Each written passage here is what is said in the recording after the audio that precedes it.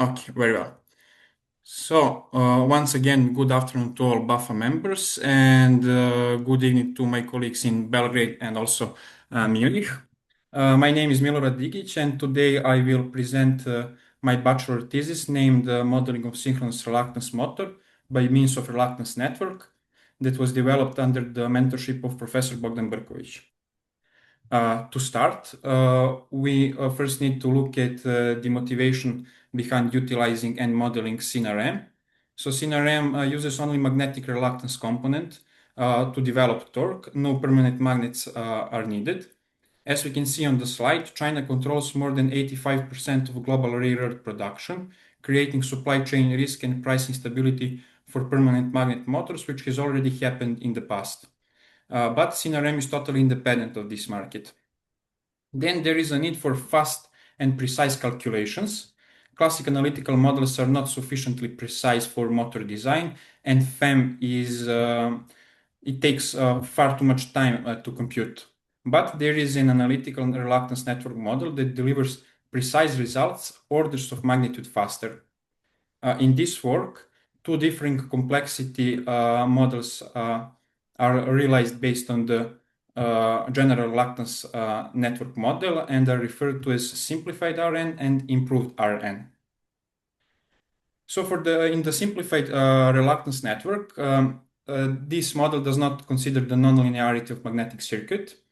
Saturation is modeled by only one empirical coefficient, and the main assumption of this model is that only the fundamental harmonic of magnetomotive force is presented. The improved reluctance network, on the other hand, is nonlinear model that includes detailed saturation modeling, and the output parameters for both models are magnetizing inductances in D and Q axis, as well as electromagnetic torque. So for the simplified reluctance network in the D axis, no actual reluctance network is developed because magnetic reluctance is solely due to the air gap reluctance. And we can say that the inductance is obtained in a more analytical way. On the right-hand side of this slide, we can see steps needed to obtain LMD, but since we have a limited time, I will not bother you with any detailed math today. Next, in the simplified reluctance network in the Q-axis, flux passes only through the air gap and also to the flux rotor barriers. Based on these facts, magnetic circuit is developed and is presented on the left-hand side of this slide. Again, going through some math, which is really not that interesting. LMQ is obtained. We can see that the first part of LMQ expression is exactly the same as for the LMD, but for the LMQ we have two following variables. The minus sign before F bar indicates that the rotor flux barriers tends to decrease LMQ inductance, which is a positive effect, and it is the intended role of the rotor flux barriers itself. While F rib variable tends to increase LMQ, which is rather unwanted effect. In the improved reluctance network, in the D-axis, reluctances are modeled based on the general reluctance expression, which is presented on the previous slide here. Modeled reluctances include radial and tangential ribs, rotor magnetic islands, air gap, teeth, and stator yoke. Reluctances of iron parts are modeled after the iron's BH curve, thus accounting for the nonlinearity of the iron itself. Also, on this schematic, those little circles are actually stator tooth magnetomotive forces, which are reported in the table below.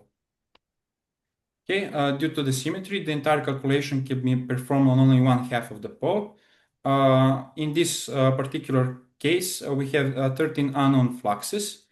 So 13 equations are required to solve this circuit. Some of the equations are trivial thanks to the boundary condition on the line of symmetry right here. And now we need to solve 9 actual equations.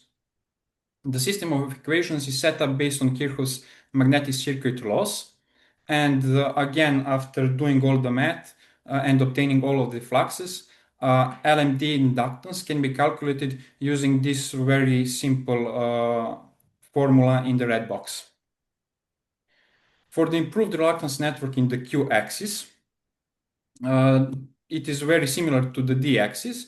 Again, the modular reluctances include radial and tangential rips, air gap, teeth, and stator yoke, but now in the Q-axis we have addition of the rotor flux barriers, and we needed to model these reluctances as shown on this schematic. For the Q-axis we have 12 unknown fluxes. That means we need 12 equations. Everything that was said for the D-axis also applies to the Q-axis. And obtaining all the fluxes, LMQ can be calculated in a very similar way as LMD. And its formula is presented in this red box. Okay, regarding the results, we can first see that the inductances of Rn models are lower than that of our reference model, that is finite element method here.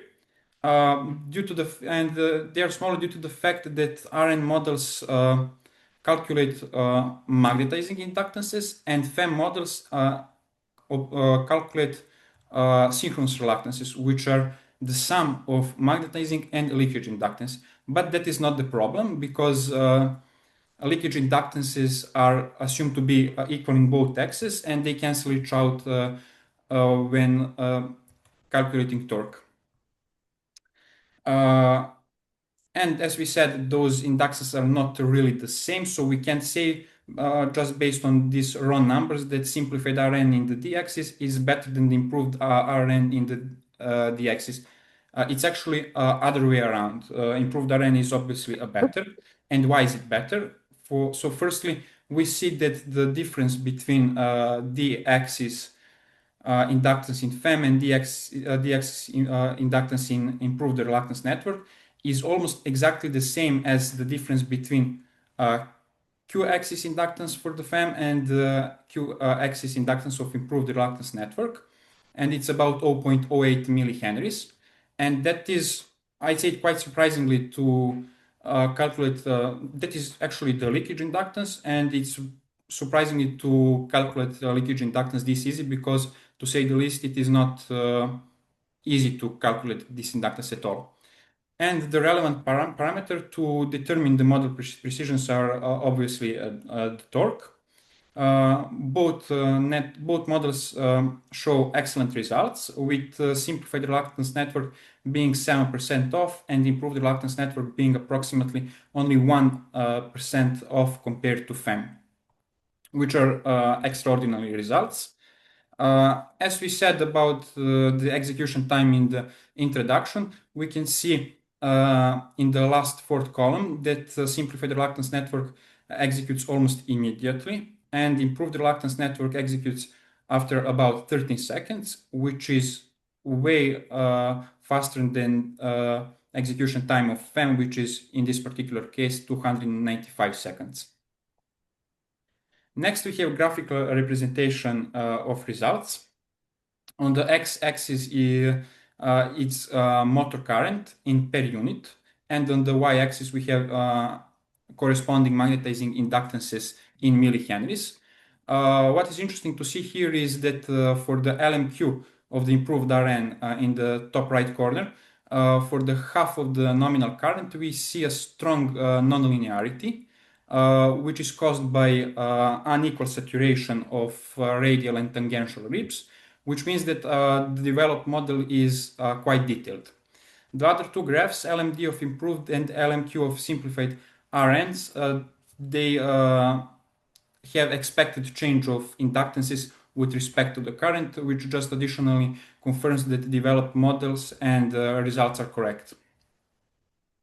And finally, to conclude this topic with a few key points, the simplified RN has proven to be a useful tool for quick parameter estimation of SynRM. As such, it is helpful in the early stages of SynRM design. and since it can give us a clue whether a design is promising or not.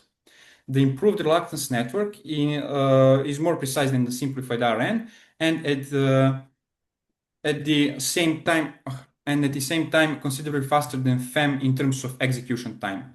The improved reluctance network can be helpful and should be used in later design stages all the way to the final design. And the last but not least, I need to note that the developed reluctance network models with slight modification can also be applied to permanent magnet-assisted synchronous reluctance motor, which is also a trending topic these days. Okay, that would be it from my side, and I would like to thank you for your attention.